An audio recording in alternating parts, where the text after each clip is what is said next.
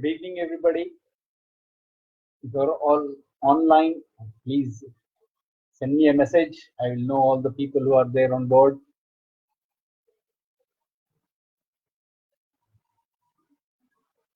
Yes.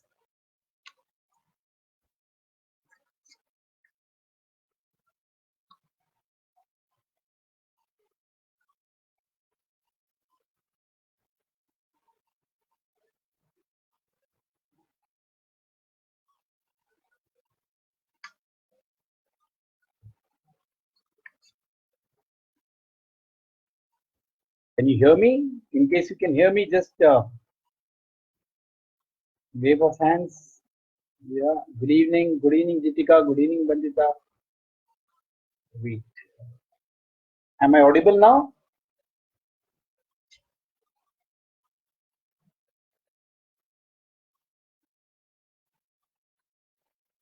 Okay. I suppose I'm audible now. Good. Should we wait for some more time? Yeah, it is dot 6. Punctual as ever. Right. Tally ho.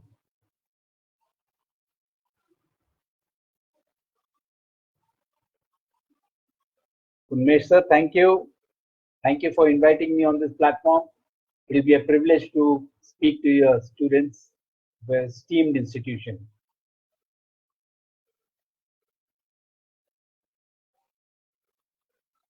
Thank you, Hitender. I get your message.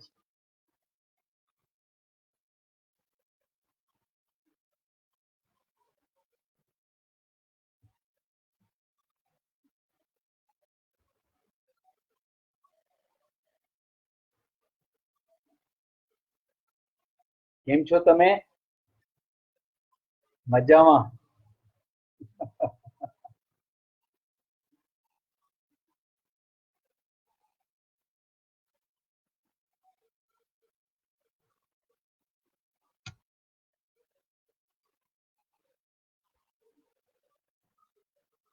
Umesh sir, do let me know once we are ready to start, please.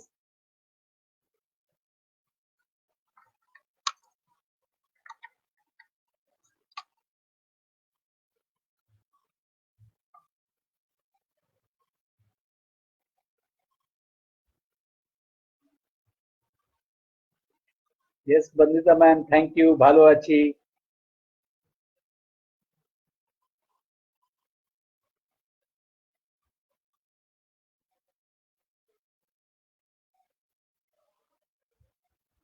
Prabha ma'am, thank you. Pleasure to be on the same platform. Privilege. Good evening, Megashri ma'am. Yes, I suppose it's ready to start. Uh, Once again, a very good evening. Badda Logana, all those who have logged in here. Wish you be home, be safe. We all are going through some tough times, I understand. But tough times don't last. Tough people do. That is one of the sayings when we undergo our commander courses. Right. Uh, just a brief introduction. I am Colonel Prabir Sengupta. I have been in the infantry battalion, commanded a battalion in JNK, and I was awarded by the president for the command. I was fortunate. I also served with him in Rashtrapati Bhavan, that time late President Kalam. A 2 years tenure with him, therefore, was phenomenal. I took premature retirement and I went to IIM Bangalore, did a residential course there, and that's about. I joined an organization, an MNC, where I was the global head hiring, and thereafter I moved into the LNG domain, learning and into motivational speaking, youth mentor, and so on and so forth. Thank you, ma'am, for inviting me on this platform. The entire Calorex group, esteemed institution. And I saw the award that you all have been given for the online training that you all are conducting during this time. So I should be speaking to you on disruption, the new normal, and what is the role of academic institutions during this phase.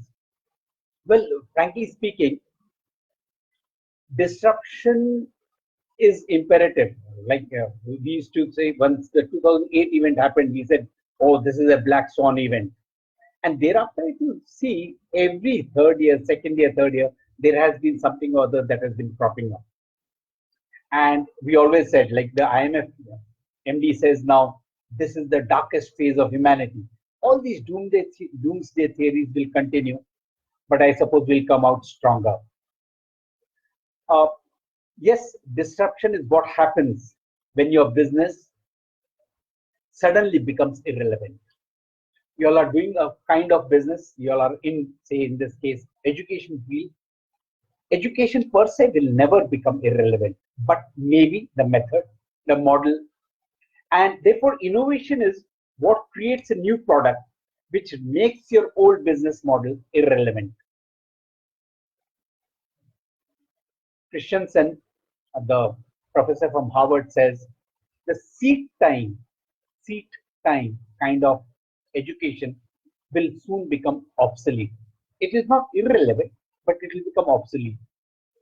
If we could modify all our kind of demands, our cars, our mobiles, and kind of technologies, everything can be personalized. Why shouldn't education be personalized? So let's see how we can address this issue. Frankly speaking, the big businesses are not ready they're not agile to cope up with this kind of disruption. And therefore, what we'll have going forward will be nimble organizations which will be able to survive. In fact, 9 out of 10 C-suite managers, the head honchos, were asked what is the most disruptive thing that has happened. And 9 out of 10 said digital, going digital. Therefore, you have got your smartphones, you've got smart TV, you've got everything which is connected. And therefore, education, by and by, and most of you during this lockdown period have gone online. I agree, online education per se may not replace the entire education that we are looking at, but definitely it will supplement, definitely it will complement. And therefore, we need to see how, at this accelerating pace that the changes are happening, can we able to cope with this. And how do we cope? How do we cope? Well, let me give you some examples from the army. Disruption of when we were facing these terrorists, right in the northern sector somewhere. Every time we faced the terrorists, it was a different situation. Weapons were different, the locations were different, their tactics were different, their mindset was different, and therefore, if you think of it, it was a normal. We had to face, we had to adapt, we had to think on our feet, and come out successful. Disruption, therefore, I believe, way back, every infantry officer of the Indian Army, we go through a course called the Commander Course. It is a grueling 33 days of course, where on an average you slept for around 4 hours a day.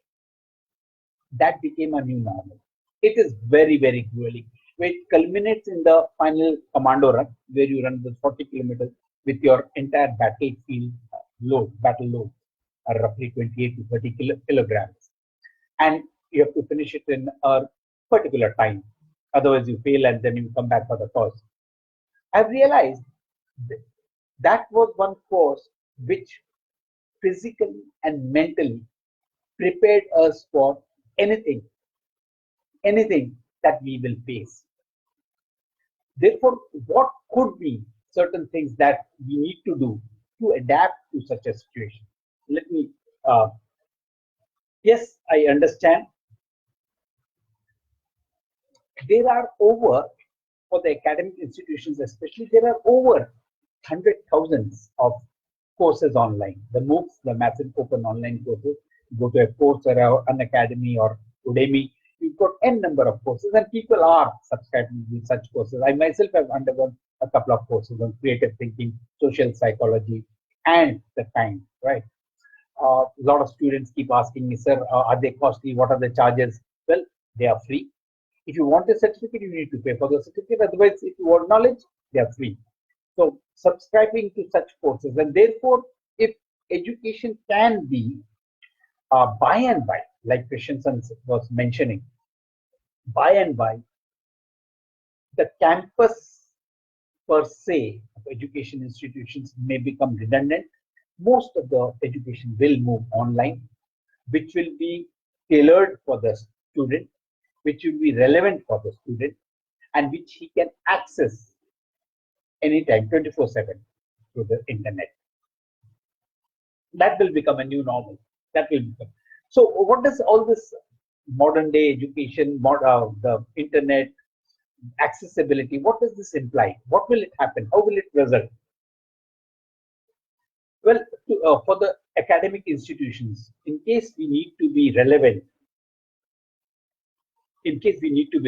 I think we will have a new business model. We will have to foster innovation. We will have to foster creativity. We have to connect with technology. The old model, therefore, will become obsolete. We will have to abandon the generic degree courses that we used to dish out.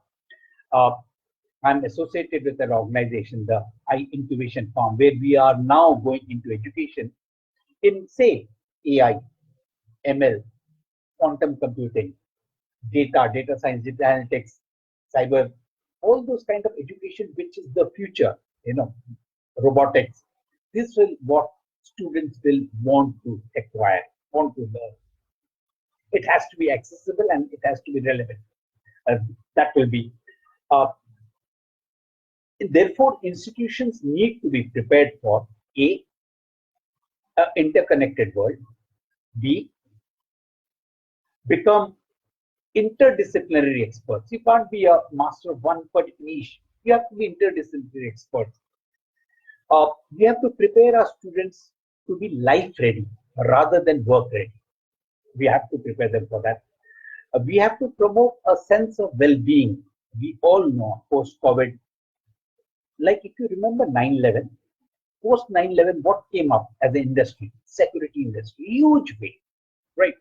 After 9/11, the biggest domain which will come up will be SHE, safety, health, environment. Any education in these three fields will be subscribed because these were the future areas where people will be speaking of. And we need to embrace smart tools. We'll have to personalize the education because going forward, this is what will help these students. Organizations, academic institutions will have to work on these lines. If you're an individual and you're looking forward to how do I survive this, what did Army do to adapt? What did we do? Well, overall, as a big picture, let me give you certain factors which is imperative that you need to inculcate as a personal skill. Right? One, you have to be adaptable. Now, it's very easy to say be adaptable. What does it mean? It means that you work out the worst case scenario. What will happen? The changes happening. Can you change? Can you upskill? Can you unlearn? Can you relearn? Learn, relearn, unlearn, and move ahead. Only then will you be able. You need to find your relevance. You need to find your relevance. That is what will make you adaptable. Nothing will upset you thereafter, and that is also a skill set that you develop over a period of time. You need to be agile to foresee what is the next big thing coming up and be a quick learner. I have n number of examples of this. The entire equipment change. We used to work with 5.56 rifles. All of a sudden, AKs came. And next day, when we were going out for an operation, we had AKs. If we were not quick, we would be redundant. So I believe that adaptability is one of the crucial skills that you need to. You have to be creative. Now, just to give you an example, see, whenever we are in a firefight and we look for cover, ARD, what we call ARD. Now, if you are a right shoulder, firing from your shoulders, weapon on your right shoulder, but you may not find a cover if you are in such a place where you need to fire from your left shoulder. Now, unless you are innovative and quick in your thinking, think out of the box, you will not be able to suit yourself to that particular terrain situation. Therefore, you have to be creative in how do you find a different way to address that. Collaboration, collaboration, collaboration. What right now we are doing is collaborating. Networking seems to have a negative tint to it. I call it building friends. Help out. See, when you were a child, when you were in school, was it a problem to make friends? Never. You go to a dorm, you go to your college, you always make friends. Why is it that once we come to the corporate, we can't make friends? Because we see it as make friends, we network, that will be the collaboration, and that is what the future will be about. Independently, I don't think individually you will be able to deliver as much as what you will be able to deliver once you collaborate. Each one of us need to develop this skill set. It is called fiscal discipline, stretching the rupee. How much is what your skill set will be? To understand the nuances of the power of compounding, teaching it to the students, that will be the future. Uh, the sixth point will be, and this is very core to me, your physical health and your mental stability. We call it physical fitness and mental robustness. Every morning, at least dedicate 30 minutes to yourself to be physically fit. Once you're physically fit, what you'll see is you'll be mentally robust, you'll be mentally agile, you won't be lethargic. Once out of the bed, I don't think you would like to go back to the bed ever again, whole day through. And I have never done that. So, how do you get this physical fitness? I always promote this 30 minutes of fresh air. Go down to the terrace, go down jogging, cycling, walking, anything. Have a physical fitness regime. I have got a cycle nowadays, unfortunately for the lockdown. Otherwise, we used to do this 30, 40 kilometers, cycle around. I had done this Bombay to Delhi cycling, roughly about 1850 kilometers. So you need to have a passion for some physical fitness, jogging, running. People are now into marathon runs. Take up something, be physically fit. The last point of your skill set, I think, would be self. And when I say self, I mean self-discipline, self-motivation, self-growth, self-learning, self-discipline. To know that this is what I will do and following it up. Lage raho munna hai. This is what I will do. That's control of yourself, control on your brain, control on your senses, not succumbing to instant gratification. Will help you in your self-discipline. Therefore, you will also have self-motivation. I need to do this for myself. I need to do this for my students. I need to do this for my own growth, my children, or whatever is your priority. Self-growth is the quest in you, the fire in you to develop each time. Some people keep asking me, sir, ab kya kar rahe ho? Latest is I've just downloaded Duolingo. Now I'm keen to learn Spanish. Don't laugh. Right. So every time you need to do something for your own growth. And after 24 hours, if you're not spending at least 1 to 2 hours for your own growth, you'll stagnate. Therefore, I suppose self-growth should be very high in your priority. All right. And self-learning. You need not always depend on your teachers, classroom, institutions. You need to learn out of anywhere. Everywhere there is a learning. Everywhere there is a learning. And like when we were in operations, we have learned from our terrorist threats. They should say sneak in and survive in an operation for 24, 48, 72 hours. Our operations used to run like that. And subsequently, we used to study them and how did they survive 72 hours without, say, supply chain. So what was the kind of food they were having? We learned that before you go out for an operation, 24 hours before that, don't take ginger, don't take garlic, because that the body odor that comes out is a giveaway for them to identify where you are. So in case you're in an ambush, 24 hours before that, don't eat certain food items. The planning of even these small little things go a long way in the reason why you're today alive and you're not posthumous. So therefore, small things, pay attention. The devil lies in the detail. Uh, Therefore, I suppose the basic new mantra will be back to basics. This lockdown period gave us tremendous time along with our family, connect. Some people, of course, have to do everything, what we call, a helping hand to your better half. But I suppose that it has helped us connect. It has helped us be what we are true selves are. We were going at a very tremendously fast pace. Now it has put a break. In fact, some people are recommending that every month we must have this kind of break, at least for 3 days, 4 days. It will help us reconnect to what we truly are. I remember the poem. What is this life full of care? We don't have time to stand and stare. Things will work in place.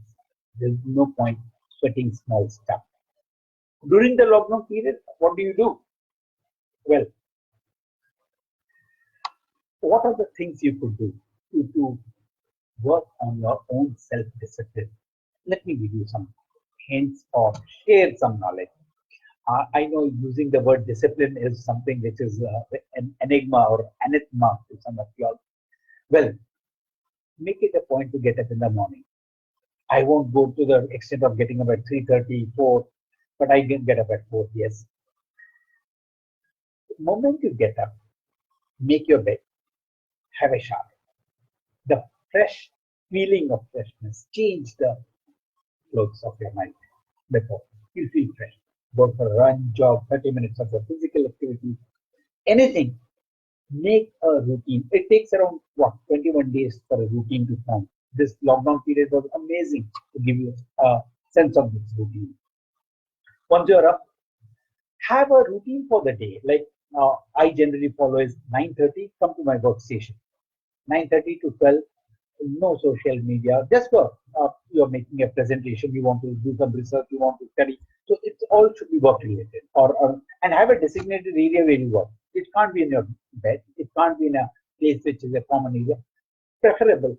If it's a common area, use some earplugs so that you're not disturbed, and your productivity will go up. You'll realize that. Have a routine. Have a routine. Have post lunch. I have roughly 2 hours for self growth. That's the time I go down to Coursera. That is the time I do all my reading.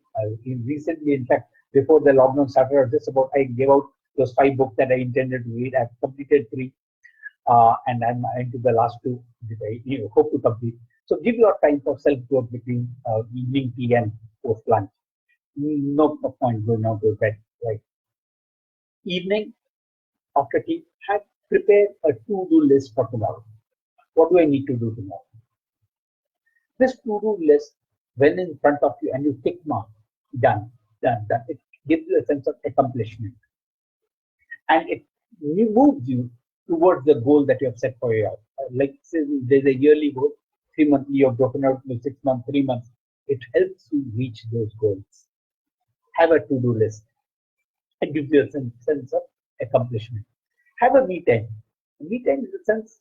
Early morning, I generally have my 15 minutes, 20 minutes. If I use the word meditation, you all will say, but be to yourself, ask yourself questions. This is a place where, right in my balcony, which opens up to the sky. That's a place where I find my peace. No disturbance, early morning, 4:15. When the club was open, nowadays it is closed. I used to go down golfing or cycling, depending on what it is. But have something. Keep a designated area for work, like I said. Designate time for your household chores, for your family, for your friends, for your children. This is the time. In fact, a lot of people ask me, sir, why are you not on social media? This Facebook account is thanks to Calvrex. I have to activate this. I was not on Facebook. I'm not on WhatsApp. People said, sir, you're not on WhatsApp. How do you live? Well, I was on WhatsApp. Till a couple of years back, I just deleted it, and I'm surviving. I'm happy.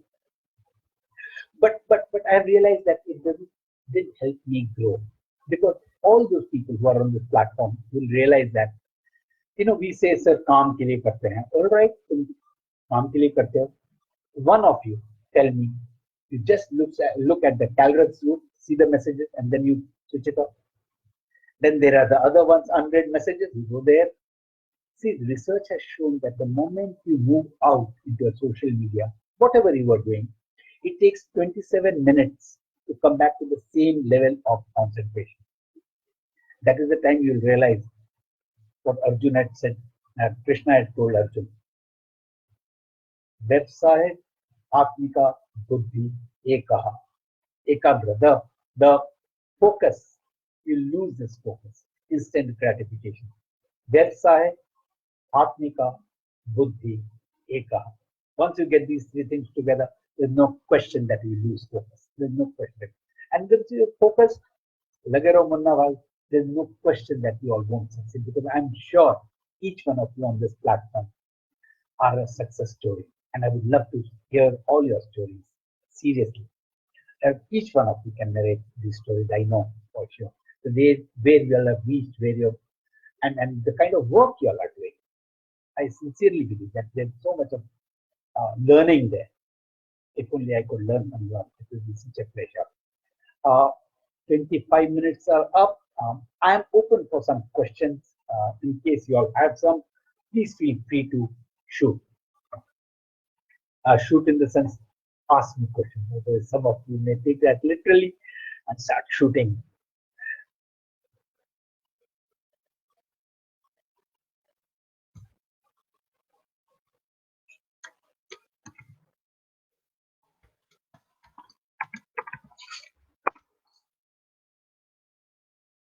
Any questions? Yes, we can hear you, sir.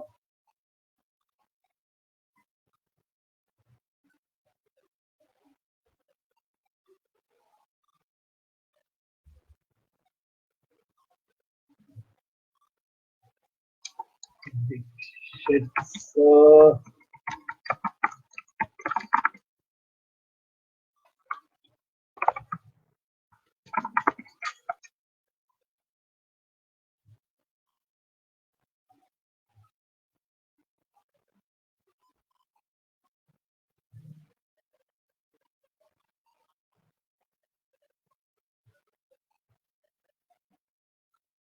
Vitika ma'am, thank you.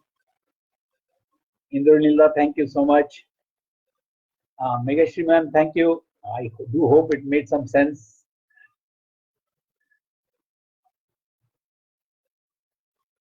Manju ma'am, thank you so much. It's a pleasure that you all were there. Practical, useful tips. Prabha ma'am, thank you. Sunny sir, you asked that we would like to know the importance of unlearning post-COVID.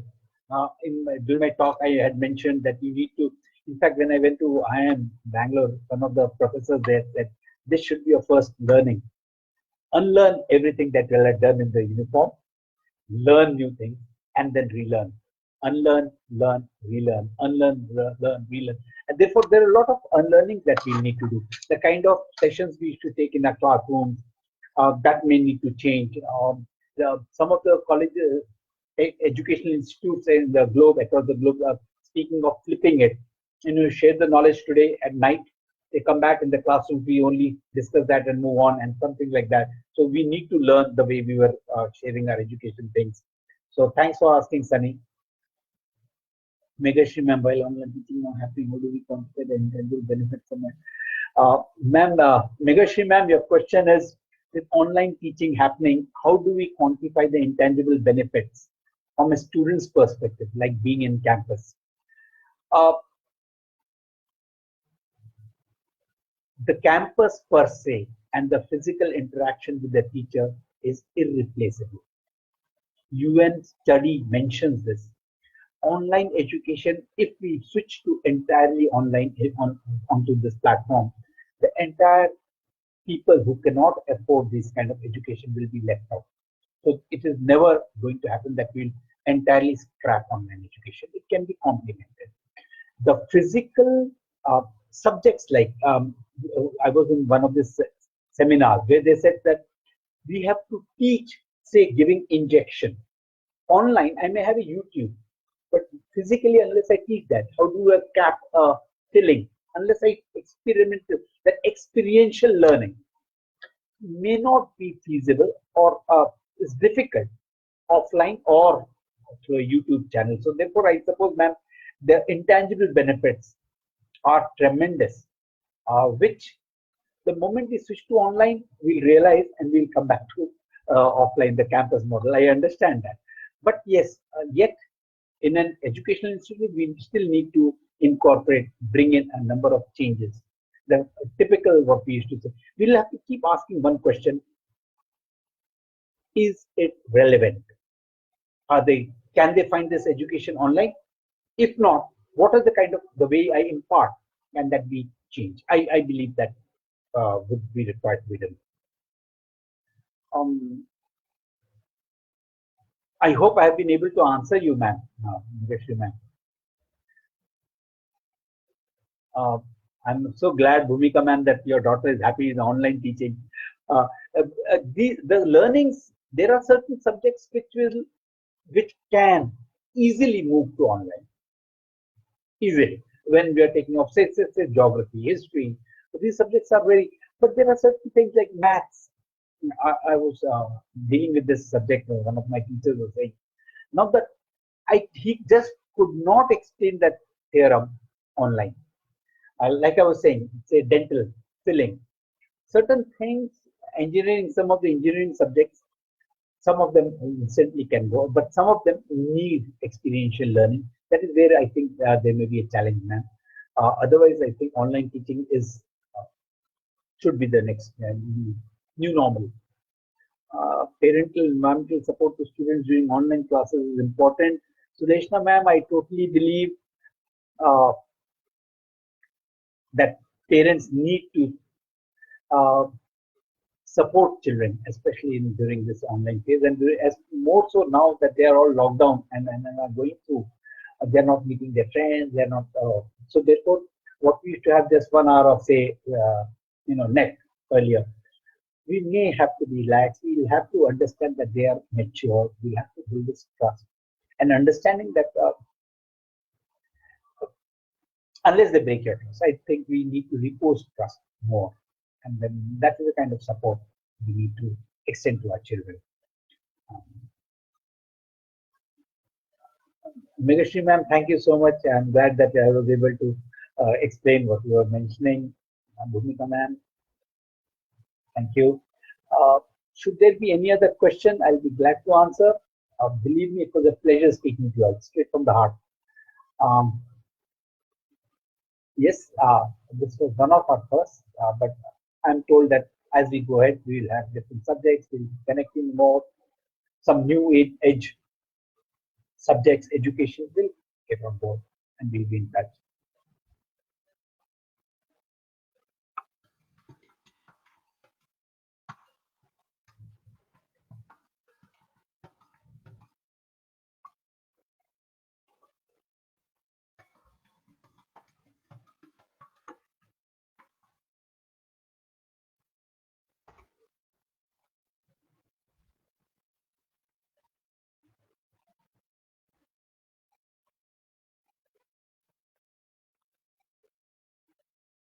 Sudeshna ma'am, I totally agree. Some of the underprivileged children are less fortunate, and parents don't understand the importance of online classes. Um, Not only that, we believe, at least I believe, there are n number of most of the subjects that you speak of. You will have a TED talk on it. You can have another session on Khan Academy on it. The subject could be better explained to other platforms as well. I learned so much from TED Talks. Now, go down to this TED Talk and you keep hearing them. Your learning, your understanding, your horizon will change. And therefore, I understand that the children, parents need to understand that the children need access to, say, a education like this. And the kind of you, ma'am, if you could, Meenakshi ma'am, I would love to share the presentation. If only I get a mail ID, I'll share it there, ma'am, and you all can post it here. Or would you like? I don't know whether I can upload it here. Otherwise, I can share it with you, ma'am. Let me see. Can I share it? With post see video. Hmm.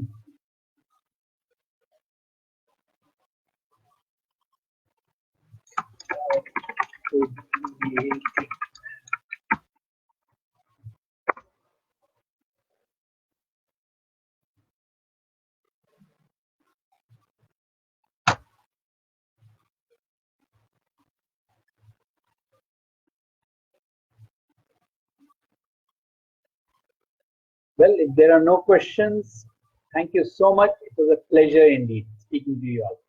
Thank you. God bless. Bye bye. Be home. Be safe. Take care.